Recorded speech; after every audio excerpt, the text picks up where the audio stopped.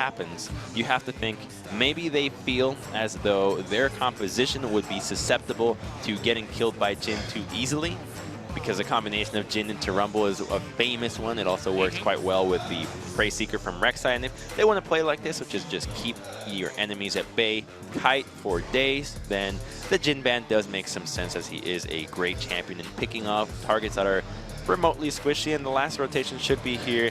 No way. Could it Is be? it you who's getting baited this time, Yeah, no, Crumbs? No way. Finally, hey, on the last day of LCK. Hey, when I see it, did I not say Hey, you had a no way? reaction. I said no way. I'm saying don't get excited, guys. It's not going to be a Zed. It ends up being the Syndra, so a pure pick composition. You kill them from afar, from half a screen away for BBQ, and yeah, the Tristana from Bang. Yeah, attempt dropping his Syndra once again. Excited to see what he can do up against Faker on the Lucian this time around. Definitely a skill matchup there. Lots of dodge potential on the side of the Lucian, as well as your skill shots are a lot harder to hit against someone who's that mobile. It is a skill matchup, but think of the itemization and the summoners that Faker's going to have to go here. Usually you take Exhaust against the Syndra so that you can mitigate most of her unleashed power, but then you're up against Elise. So Cleanse would save your life, but without that, then you're going to die. So you need the Exhaust to survive against the Syndra. Then your itemization is likely going to be a Hex Drinker early on to mitigate a lot of that kill pressure, but then Crazy's DPS, if he starts joining into the mix, if he has access to the tops that can roam to mid, can do... Off of Tempt, they're still looking for First Blood. They're going to slow down the cow, and there it is, First Blood going over to Tempt in that Dragon trade. The Exhaust kept Peanut alive, but Wolf was the sacrificial cow for that one. And that's just not worth it. You gave First Blood to Syndra, who now will say so. Split map results in split attempts at first bricks, and BBQ walk away with theirs first, as Bless, as expected, has to linger into the bottom side. Wait a minute. Crazy, though. He's getting 1v2'd. He's trying to trade it back onto Untara, but it will not happen. Feeds over a kill to Untara, who was needing it so badly, as he is very far behind in the top side. He finally gets that, and just how in Game 1 that first brick does not go down for free. SKT will want to answer with a kill in return, but overall this does favor BBQ heavily. You now get to see what Crazy gets to do if he pushes into the tier 2. It's a bigger avenue to rotate to the mid lane tower. And now that Ghost is scaling so heavily and his Blade of the Rune King is about to finish, we've got ourselves a real threat on our hands when it comes to this Kog'Maw. Peanut, he flashes, but he doesn't make it over the wall. This is a 1v1 that Peanut cannot win. The knockup, Bless still on the chase. That red buff is taken. There it is. The Q comes in and he takes that down. Now Bless flashing. Untara trying to come in, but he's overloaded. The repel comes down and the Q and the double kill. Bless taking out the top and the jungle. Now Faker out of position. He's going to get Unleashed power. There's 3.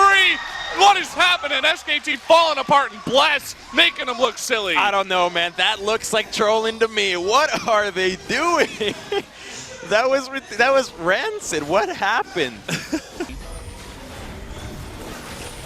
And here we go again. This time Bless in a lot more trouble, though, as it is 1v4. The Taric over the wall to save him, though. They're looking to turn. Here comes Tempt, looking for Faker. It does get the double stun, but flashes in. The Exhaust comes in. There's that Unleashed power, but a really nice equalizer. Trying to tick down Tempt, and he will get him in the end. So a nice turnaround by Untara, who is there to lay down the equalizer. Get your vuvuzelas out, because we're in a fiesta. Why did Tempt flash in? That'll be the mystery that will go as unsolved as the disappearances of the Bermuda Triangle. Yeah, and hold that thought. Now they're looking for more. Totoro almost gets caught out, but it might be Wolf that's caught out himself, getting extremely low. Bless is on the chase. The repel in. He's got a Q. One more auto attack should do it. There it is. So able to trade it back, and here comes Crazy, the flash over the wall. He is one fed chase, and he is going to pick up one more kill. So 2-1. In total, in favor of BBQ. This game is just taking a turn for the bizarre, and it does not fail to deliver us now a one. It is the Mountain Drake. So 5 members of BBQ already doing a nice bit of poking damage onto Bang, but he is life-stealing it back. Faker attempting to do a bit of poking himself with the culling. But there's that Shock Blast from Crazy and the poke from Tempt. Tempt is getting a bit low on mana. You can see that BBQ is still respecting this. Taking it very slow, Trying to burst this one down. Who will get it? In the end, it's actually Untara who takes it out as the Rumble. Not even using his equalizer, but oh, the flash into 3. Equalizer coming down, but will a Tark ultimate turn it? It will be able to get 3 members of BBQ, but they're still on the run. Crazy is all alone. The Void Rush coming in can actually kill Bless, and Pino will be the first one to go down, but Kog'Maw gets caught out. That's going to be 1. There goes Bless, and now they're getting on to Temp. The stun is going to miss. That's going to be a 3rd member of BBQ that does go down. SKT's team fighting capabilities still do not disappoint. They never got to the chance to team fight in game 1, but this time between Wolf and Untara, they find the equalizer to get everybody killed. I don't think Faker will go deeper onto this one. He doesn't have just enough damage to go for that crazy of a tower dive, but overall the clumping from BBQ was their undoing, and even more than that was the dragon resetting, I believe 3 times before that fight happened. So they were able to find a lot of damage onto Bang before the fight happened. They even got his QSS out, but the wealth of resets in terms of HP was too much, and here's where they clump up, and you can see Wolf, it's like, oh, how juicy of an engage. With a great equalizer, sure, they flash out right away, but after flashing the fight, they already commit to it, and Peanut being so greedy all the time here. That kind of playstyle might be their undoing come later stages in the game, because remember that these compositions will melt tanks in a heartbeat. There will no longer be tanks when we hit a late game situation, but fights on mid.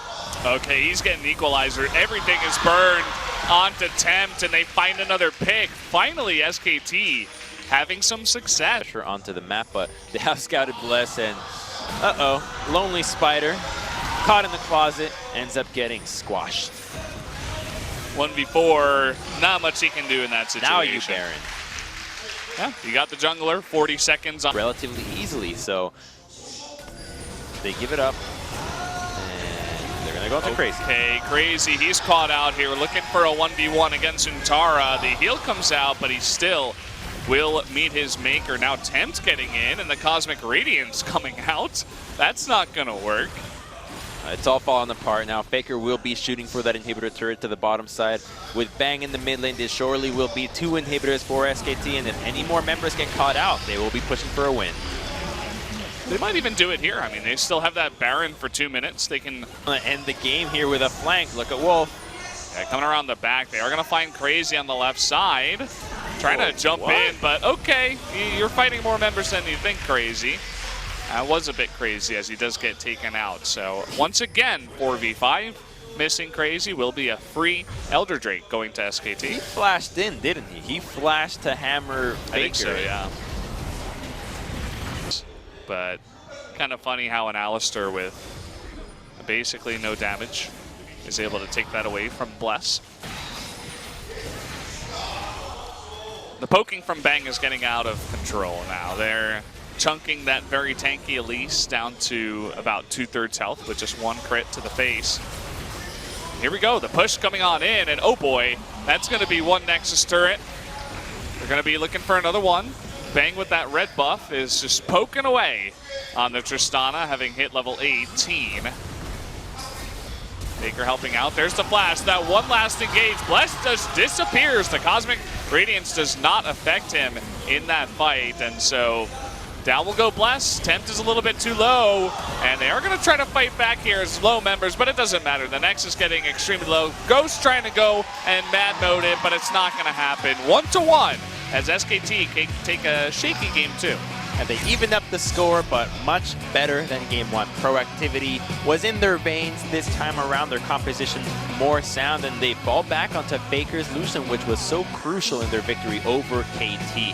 That has locked KT into that 2nd place spot. So SKT with a surge of life, but you could question BBQ's motives with their composition. They did not play as aggressively as one would have expected them to do so, and SKT with a superior mid lane draft and a superior jungler that is just not going to get bullied around to the extent that Cassidy and Maokai do, survive the early game, get to a strong point into the mid game, and Faker's Lucian, I think, will have to be banned in game 3, because otherwise they're just going to keep picking it for him. You're not going to be able to take him out in the lane, and then he's just going to become a 1v1 monster.